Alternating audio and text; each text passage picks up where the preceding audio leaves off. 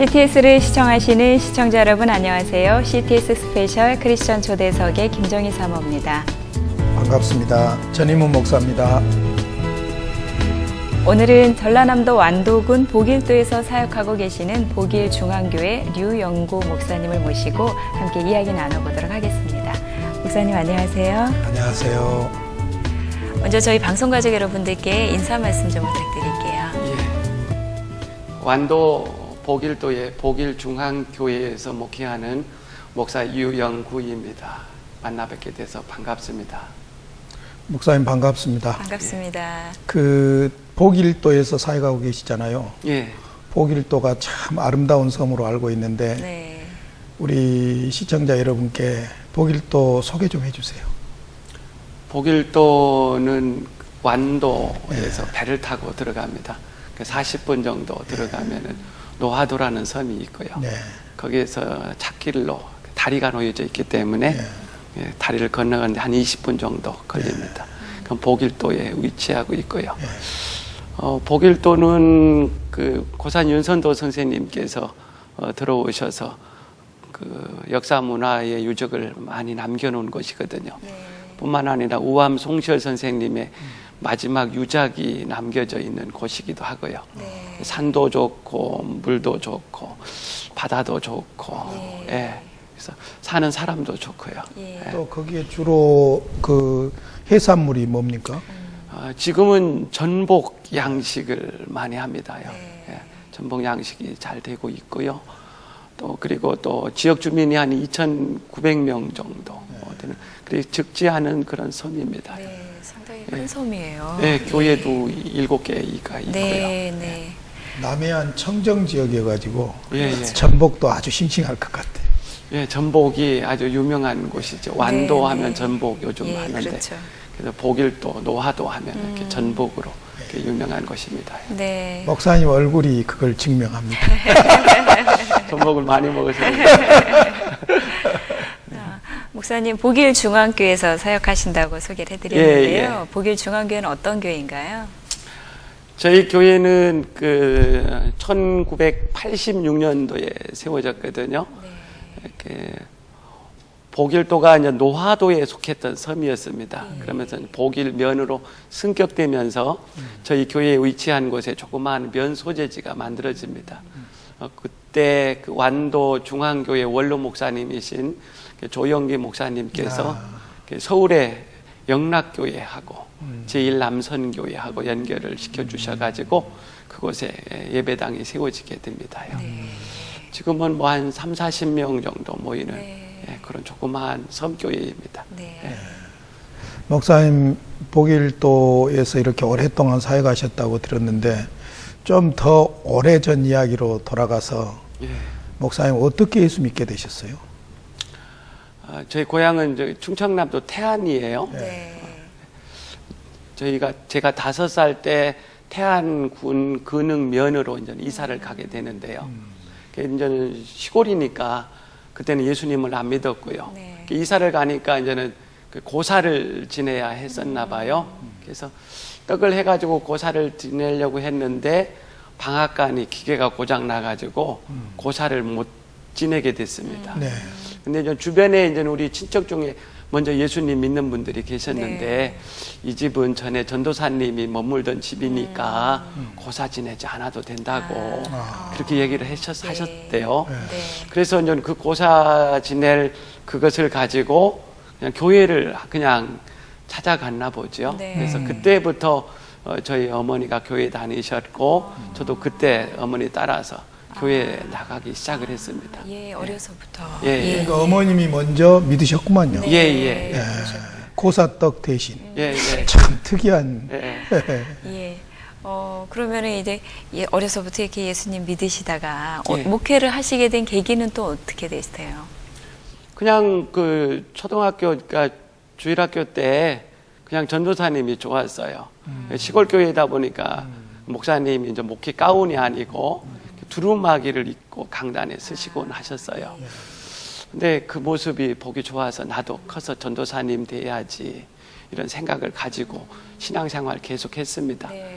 중학교 때는 사춘기 때인 것 같아요. 그러니까 목사님, 전도사님보다는 학교 선생님이 더 좋아 보이더라고요. 그래서 내가 선생님 하면 잘할 것 같다. 선생님 해야지 했는데 그거는 잠깐의 생각이었어요. 그래서 이제 다시 또 나는 목사님 되어야지 이런 생각을 가지고 계속 기도해 왔죠.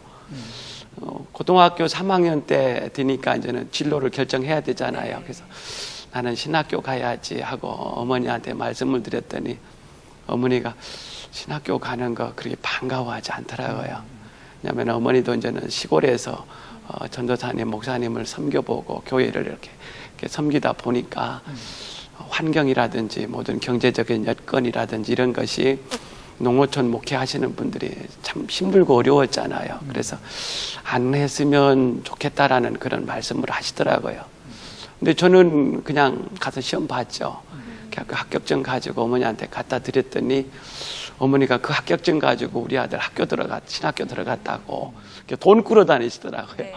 네. 시골에 돈이 없으니까 그래갖고 구워가지고 오셔가지고 그 돈을 저한테 이렇게 맡겨주면서 신학교 가라고. 그래서 그 돈 가지고 서울 가서 공부를 했죠. 네, 공부하면서 그 어머니가 그 돈 꾸러 다니셨던 그 모습이 늘 내 머릿속에 남아 있어가지고 다시는 우리 어머니로 하여금 저렇게 돈 꾸러 다니지 않게 해야 되겠다 해가지고 새벽마다 일하면서 학교 이렇게 다니기를 한 8년 정도 그렇게 했죠. 근데 지금 와서 생각을 해보니까 좀 잘못했던 것 같아요.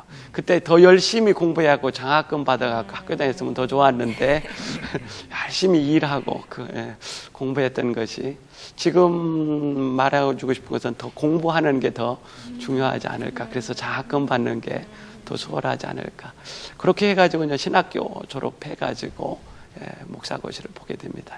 그래서 이제 목회자로 부르심을 받았습니다. 예. 그리고는 궁금해요. 복일중앙교회에 오시게 된 동기하고 그다음에 복일중앙교회 오시기 이전에 어떤 목회 배경하고 이런 부분들을 좀 이야기해 주시면 좋겠습니다. 복일도 오게 된 동기는 저하고 이제는 새벽에 일을 하면서 같이 공부를 했던 신학생이 한 분이 있는데 그분은 지금은 이제 목사님이 되셨고 그 친구가 완도가 고향이었습니다. 근데 이제는 같이 일하는데 학교를 그만두고 완도를 내려가겠다는 거예요. 왜냐하면 섬교회 하나가 있는데 문을 닫게 됐다고. 그 교회가 이제 복일중앙교회였습니다. 근데 그 친구는 이제는 그 복일중앙교회를 섬기기 위해서 학교를 그만두고 완도 고향 땅으로 내려온 거죠. 몇 년 후에 연락이 왔어요. 이제는 공부도 해야 되고 하기 때문에 후임자를 찾더라고요. 그래서 뭐 후임자 어디 있겠냐, 내가 가겠다고. 그때 저는 마침 목사고시도 맞춰놓은 상태였었고 그래서 제가 이제는 내려왔죠. 근데 사실 저는 섬교회라고 해가지고 이 완도 이렇게 멀리 있는 줄은 미처 몰랐어요. 경기도 인천 쪽에 섬교회들이 많으니까 그 근처인가 보다라고 생각을 했었거든요. 근데 이제는 뭐 남부고속도로에서 뭐 버스 타고 뭐 완도 내려와가지고 완도 와서 또 뭐 어디 석장리 가가지고 또 배를 타고 1시간 반 들어오고 막 이렇게 줄줄줄 설명하는 거예요. 그래서 그래도 뭐 이제 내가 간다고 했기 때문에 그래서 한번 교회에 왔죠. 왔는데 그렇게 해서 이제 복일중앙교회에 오게 됐습니다. 여기 오기 전에는 서울에서 전도사로 있었고요. 그러니까 전도사로 계시다가 첫 담임 목회지네. 담임 목회지로 전도사로 복일중앙교회에 오게 됐습니다. 그렇게 사역하시면서 이제 사역이 그렇게 순탄치만은 또 않으셨을 것 같아요. 또 섬교회이고 하다 보니까 어떤 어려움은 없으셨어요? 뭐 그렇게 어려움은 뭐 지금 지나고 나니까 다 감사함이고요. 긴장을 많이 했던 것 같아요. 처음 담임 목회니까. 그래갖고 지금은 제가 항상 교회에서 거의 양복을 안 입고 작업복 차림으로 이렇게 다녀요. 신방을 가더라도 그냥 있는 복 차림으로 가서 이렇게 신방을 하는데 그때는 이렇게 막 넥타이 매고 양복 입고 조금 피곤해서 조금 쉬려고 해도 양복 입고 쉬고 하는 그런 긴장감이 없지 않아 있었어요. 처음 그리고 제가 그 교회에 갈 때 교회 형편을 좀 이해는 돼요. 적은 교회였었고 경제적으로도 어려운 교회였기 때문에 저와 같이 이제 가족이 딸린 목회자를 원치 않았어요. 그러니까 이제는 경제적으로 어렵다 보니까 그러다 보니까 제가 환영을 받지를 못했습니다. 나는 전도사님 부르지 않았다고 막 이렇게 대놓고 말할 정도로 조금 그런 참 사랑을 받지 못했죠. 또 그리고 이제는 제가 이제는 5번째 목회자로 그 교회를 갔기 때문에 계속해서 목회자들이 잦은 임지 이동이 있었습니다. 그러다 보니까 이제 성도들도 이해가 되지요. 왜냐하면은 이 목사님은 잠깐 있다가 가실 분이라고. 그러니까 정을 안 주는 겁니다. 완도에 목회자 모임이 있다든지 해서 잠깐 나왔다 가도 혹시 목사님 어디 자리 보고 왔느냐고 그렇게 물을 정도로 하니까 정도 안 주고 막 이래서 처음에는 힘들었습니다요. 예. 그런데 이제는 제가 이제 장기 목회 계획을 그곳에서 이제는 세우게 되고 그러면서 이제 교인들에게 이제는 설득을 하는 거죠. 나 여기 안 떠난다고. 그때 이제는 지금은 다 떠나셨지만은 70세 넘으신 연로하신 노 집사님들이 몇 분 계셨는데 그분들한테 약속을 했어요. 우리 집사님 나중에 세상 떠나게 되면은 제가 목욕 깨끗이 시켜서 새 옷으로 입힌 다음에 천국으로 환송 예배 드리고 그러고 나서 떠나면 떠나지 절대로 나 이 교회 안 떠나겠습니다 하고 그 교회에서 이제는 장기 목회 계획 세우고 하나하나 해나가면서 지금까지 온 것 같습니다요. 부임 당시 자녀들도 있으셨어요? 예, 부임 당시 우리 민곤이 아들이 하나 있었는데 그 아들이 2 돌 지난 3살이었었고 그다음에 이제 거기에서 또 딸 아이 하나 낳았고요. 그래서 지금 그 딸 아이는 지금 고등학교 3학년에 있고 이렇게 있습니다. 이제 사역 이야기를 좀 해보시죠. 보길도에 가셔가지고 그 지역에 맞게 이렇게 사역을 하기 시작하시는데 이제 시골의 어르신들이 되게 한글을 잘 모르시잖아요. 그래서 뭐 한글 학교도 하셨다면서요. 처음에 이제는 전도를 하러 나가니까 글을 몰라서 교회 못 다닌다고. 사실 교회에 나오는 식구들 중에서도 글을 모르시는 분들이 많았거든요. 예배 시간에 성경 다 찾아야 되잖아요. 찬송가도 다 보고 불러야 되는데 글을 모르면은 예배를 드리기가 글 몰라도 그냥 살았고요. 근데 교회 가면은 내가 글 모른다라는 것이 들통이 나잖아요. 그러니까 글을 몰라서 교회를 못 온다고. 그럼 우리 교회에서 글을 가르쳐 드리겠다고 해가지고 한번 한글 공부를 하자고 해가지고 한 분, 2분 이렇게 만나면서 교회로 모이게 됐죠. 뭐 처음에는 막 그 공부한다고 하니까 그 배우고 싶은 그 열정들이 있어가지고 많이 모이더라고요. 한 30-40명 정도 뭐 이렇게 모여가지고 공부를 하더라고요. 열심히 했는데 이제 시간이 이제 한 달 동안 몇 달 이렇게 지나니까 한 분, 2분 떨어져 나가는 거예요. 머리 아프다라는 겁니다. 공부가 안 된다는 거죠. 선생님이 가르쳐줘도 또 돌았으면 잊어버리고 돌았으면 잊어버리고 연세가 많으시니까 일하기도 바쁘고 그전에도 머리 쓸 일들이 많은데 학교까지 또 그리고 이제 교회에서 하다 보니까 거의 다 예수님 안 믿는 분들이잖아요. 그러니까 이분들이 교회에 나오라고 한다고 이렇게 이제는 이렇게 되더라고요. 그러니까 그런 것들에게 조금 거부 반응들이 생기시고 그러더라고요.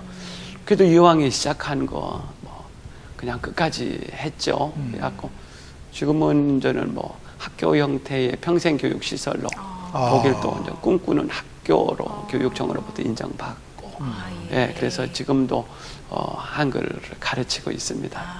지금도 몇 명이나?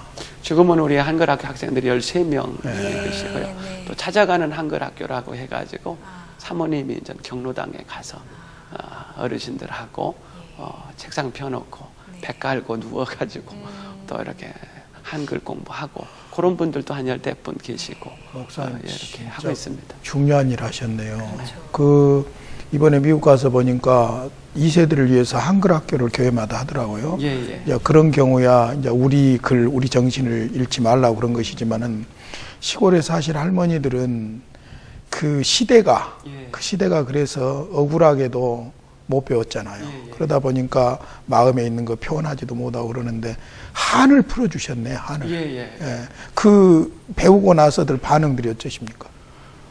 그분들의 열정은 가르치는 저의 열정보다는 훨씬 더 높죠. 예. 어떤 분은 한 번은 이렇게 학교로 왔는데 옷이 다 젖었어요. 비도 안 왔는데 옷이 다 젖은 상태로 오신 거예요. 왜 그렇게 옷이 젖었냐 했더니까 돌아서 오다가 개울에 빠졌대요. 그러니까 이제는 학교를 오려고 이제는 가방을 들고 이제 학교를 나섰는데 마을회관에 이제는 할머니들 여러 분 계시더라는 거예요. 근데 그분들이 아야야 제 학교 간다 이 얘기 듣기 싫어가지고 야 늦가게 학교 뭐들어 이렇게 교회 간다냐 하면서 그 소리가 듣기 싫어가지고 이렇게 그들의 시선을 피해서 돌아오다가 그만 이렇게 넘어지셔갖고 옷이 젖으셔가지고 근데 일반 학생들 같으면 에이 나 옷 젖었으니까 안 갈란다.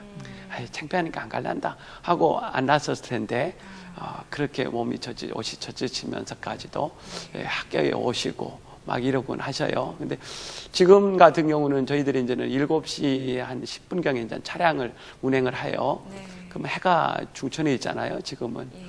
근데 이제는 그분들은 막 일을 하시다 말고 이렇게 밥도 저녁 식사도 거르고 어제도 이렇게 한글학 공부를 했는데 7시 10분에 이제 차량을 운행했는데 일들 그만두시고 중간에 놓고 오시다 보니까 식사도 못 하시고 오시는 분들도 계시고 이러셔서 그러니까 그렇게 열심히 공부를 하셔요. 그러면 지금 그쪽 보길도의 문맹률이 상당히 변화가 일어났겠는데요?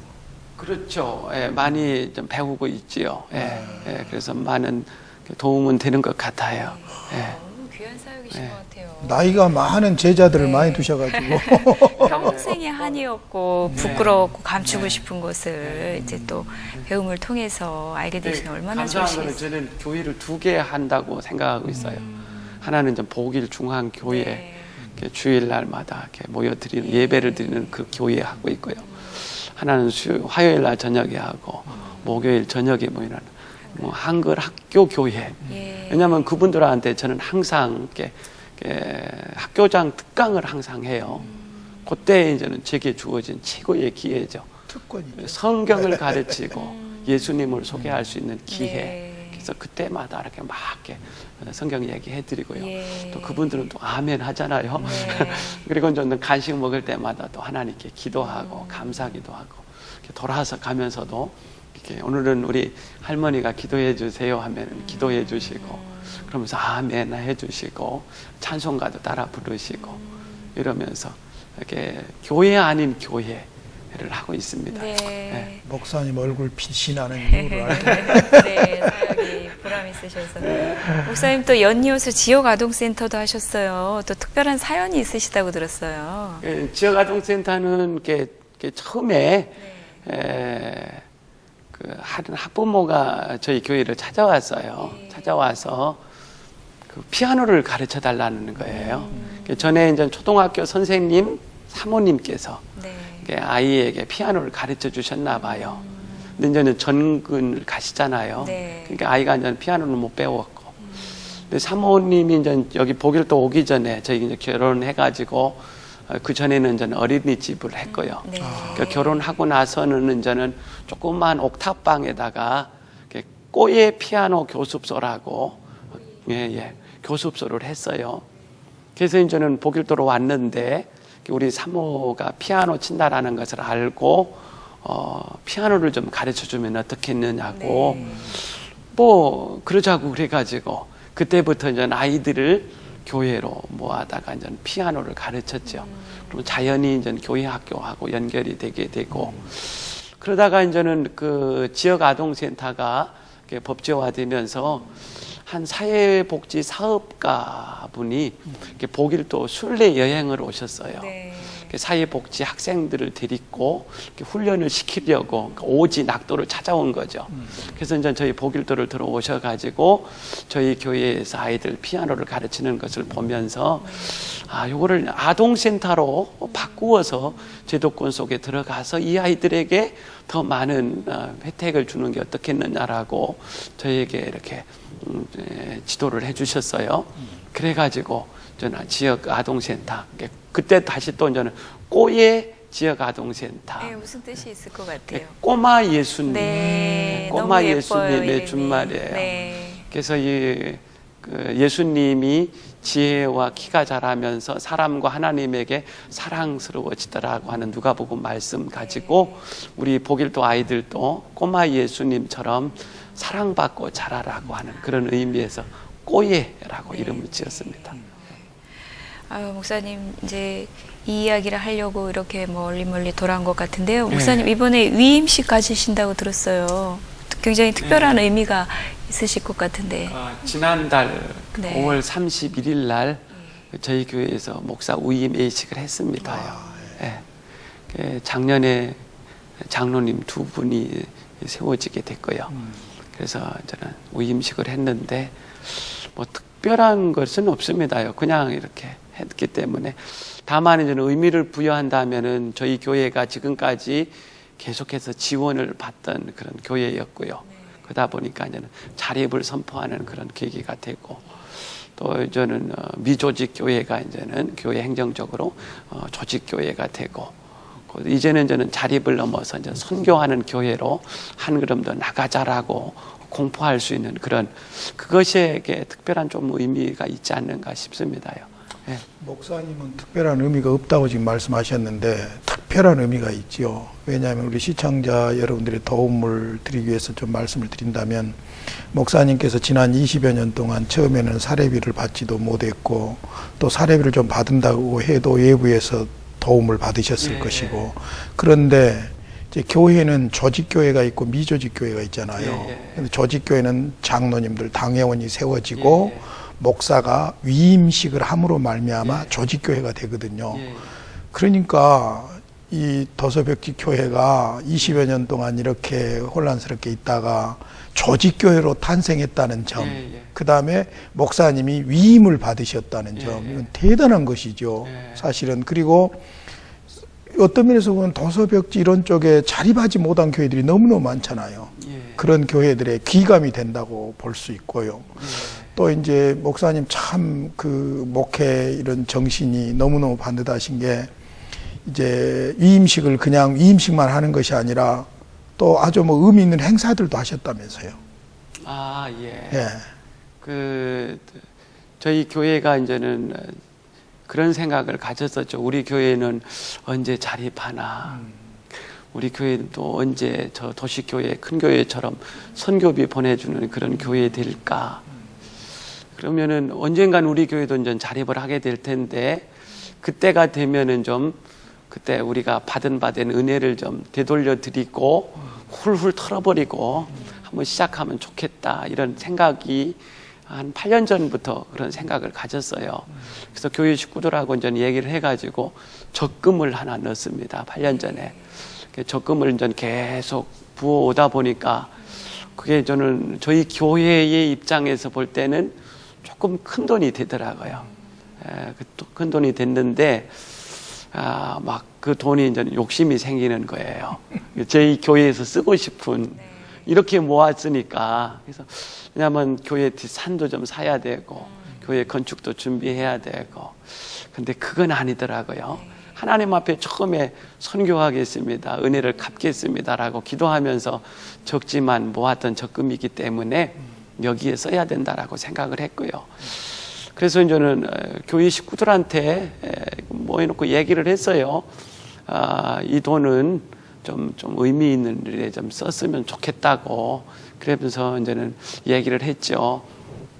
개척교회가 어렵다고 하는데 그 개척교회를 좀 우리도 좀 지원을 좀 하자.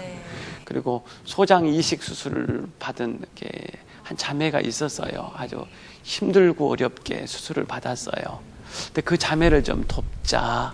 이래가지고 이렇게 돕는 데 쓰여지게 되고 제가 4년 전에 한 신학교를 갔어요. 신학교를 교내 식당에 게시판에 그런 문구가 쓰여져 있었어요. 전심을 거르는 학우가 있습니다. 우리 학우를 위하여서 식권을 좀 모아주십시오 하고 조그마한 모금함이 놓여져 있더라고요. 근데 저는 그냥 무심코 지나쳤지요. 그리고 돌아와서 하나님께 기도하기를, 하나님 우리 교회가 저 일을 좀 하고 싶은데요. 그것을 기도했지요. 그래서 저는 그 기도 제목을 우리 식구들한테 얘기를 했어요. 이런 일은 내가 학교에 가서 이런 일들이 있어서 내가 하나님께 이런 기도를 했다. 그래서 이 일도 좀 우리가 이번에 하면 어떻겠는가 해가지고 한 신학교를 선택을 해가지고 그 학우들에게 식권을 구입할 수 있는 금액으로 학교 발전기금으로 이렇게 내놓게 됐습니다. 그래서 개척교회를 좀 돕고 수술 받은 자매 돕고 그다음에 신학교 학생 돕는 일을 위하여서 우임식하고 함께 해서 조금 더 뜻 있는 우임식을 좀 만들어 보자 해가지고 교회 식구들하고 한번 그렇게 만들어 봤습니다. 네. 참.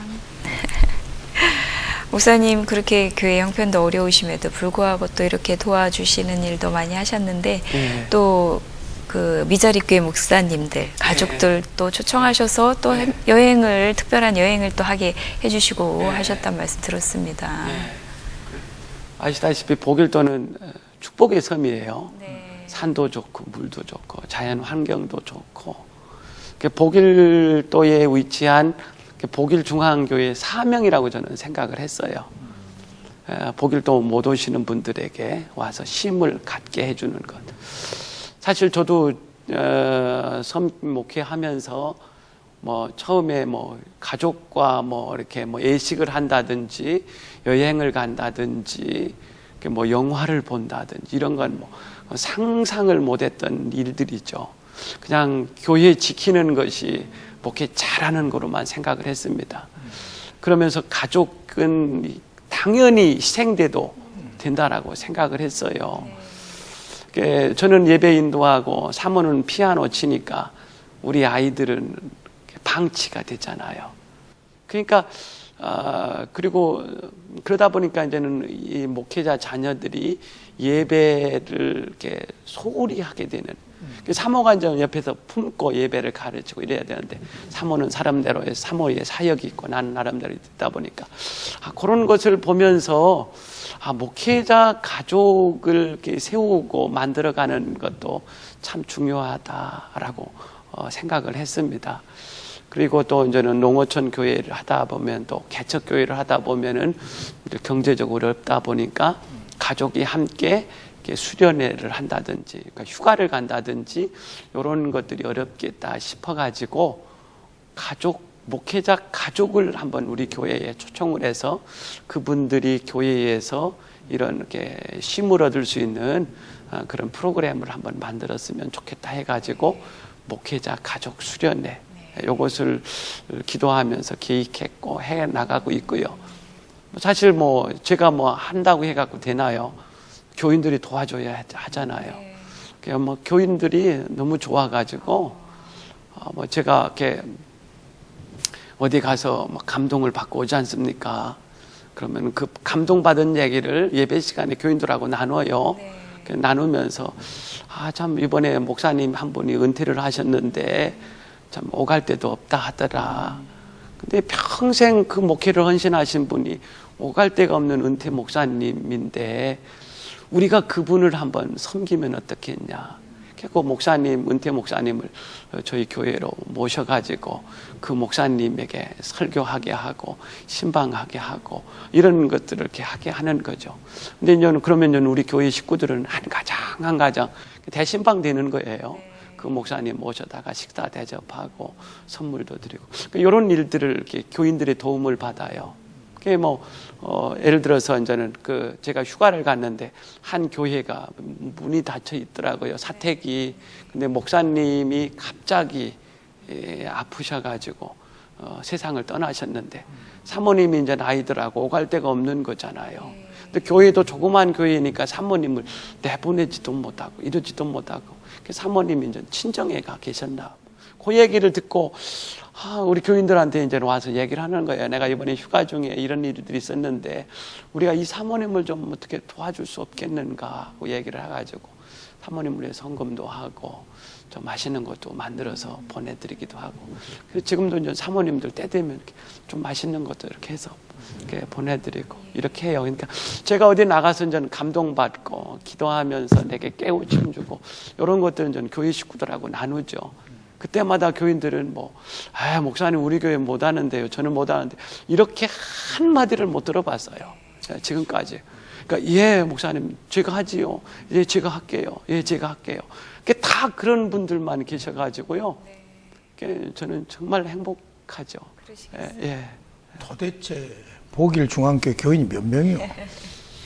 정확히 세례 교인까지 해가지고 43명이고요. 네.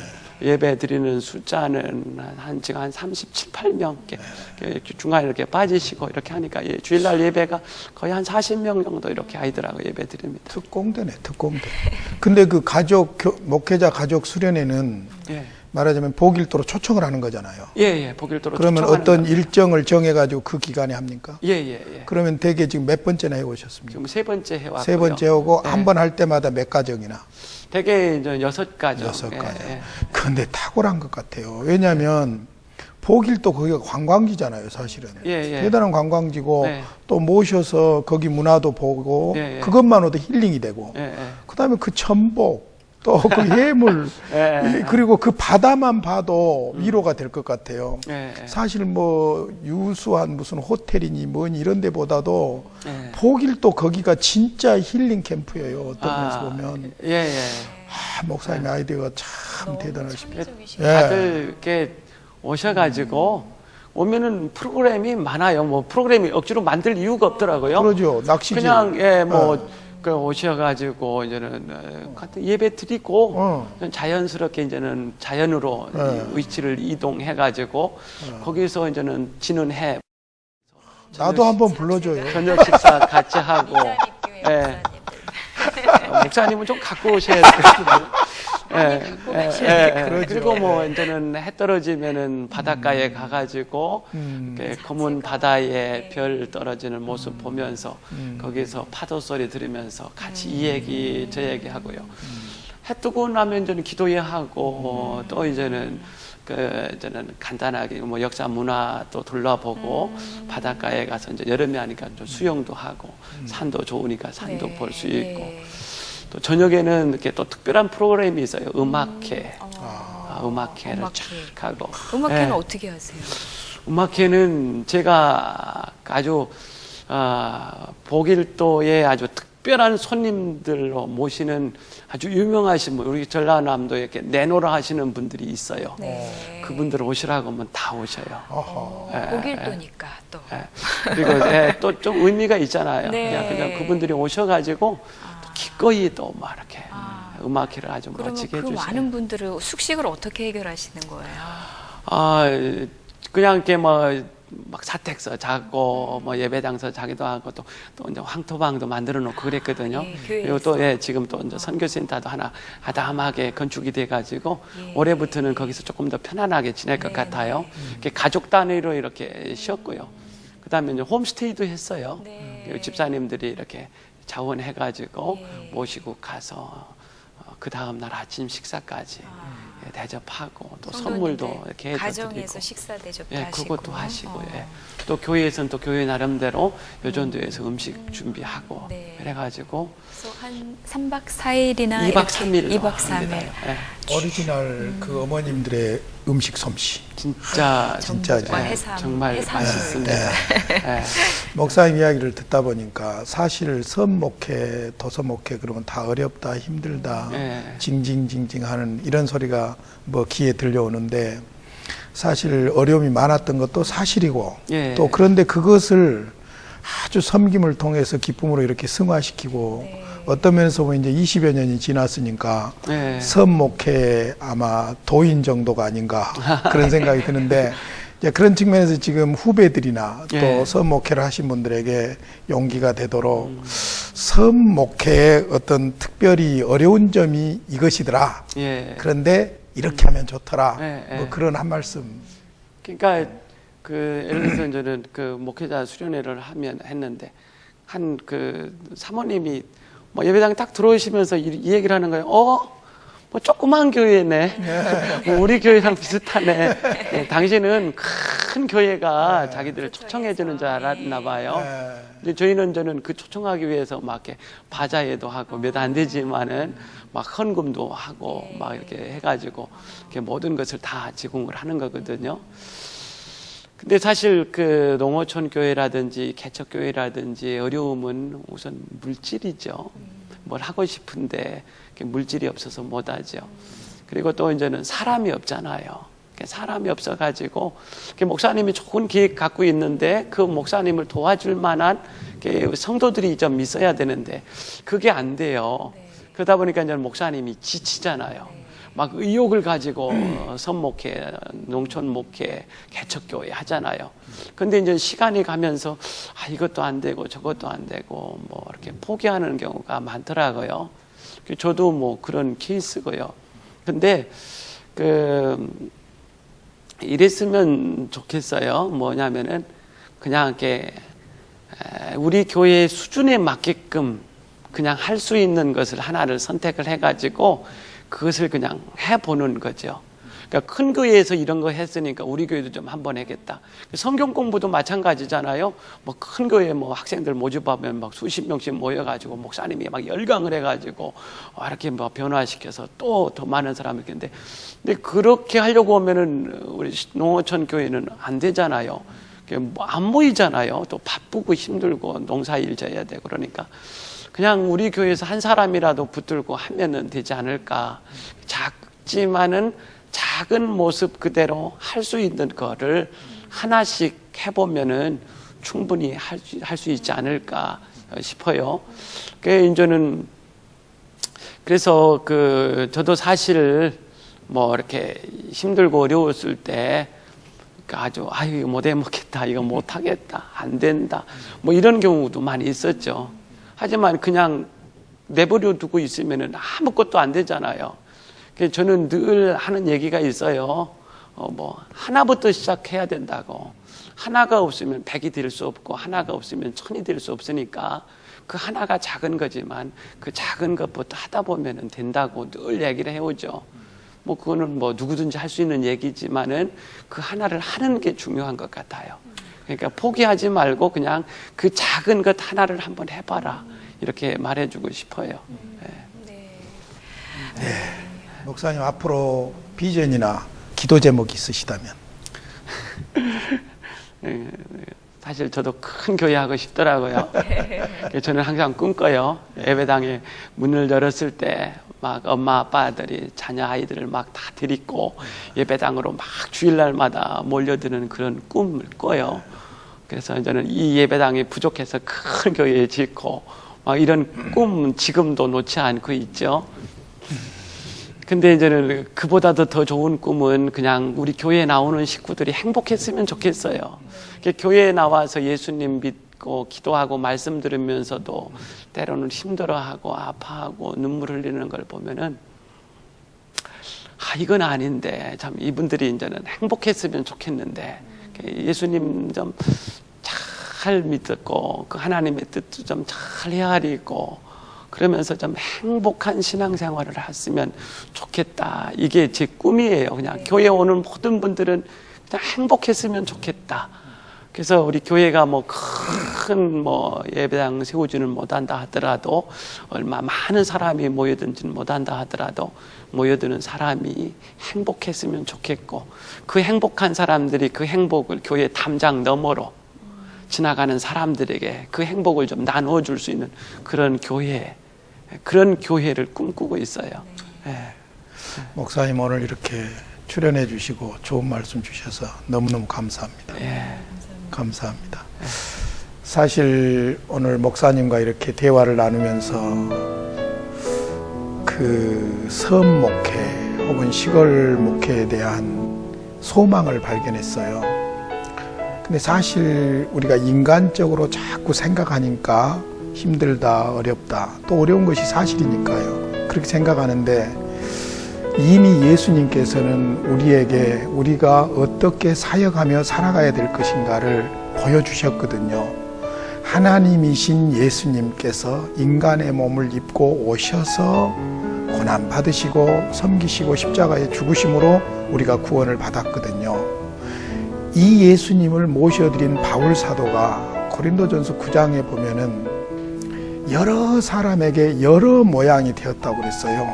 율법이 없는 자에게는 율법이 없는 자처럼, 율법이 있는 자는 율법이 있는 자처럼 여러 사람에게 여러 모양이 된 것은 아무쪼록 그 영혼들을 구원하기 위함이라고 그랬습니다. 저는 그것을 인카네이션 디사이플이라고 그렇게 이야기하고 제 목회에 아주 중요한 원리로도 삼고 있습니다. 근데 실질적으로 대안이 예수님이고 대안이 예수님의 방법대로 인카네이션, 우리가 그들의 모습, 그들의 환경으로 돌아가서 그들 눈높이에서 할 일을 잡고 섬길 사람을 잡고 그래서 섬기다 보면은 그 영혼을 구원할 수 있고 또 하나님의 놀라운 기적과 능력들을 경험할 수 있구나 하는 것을 우리 목사님을 통해서 발견했어요.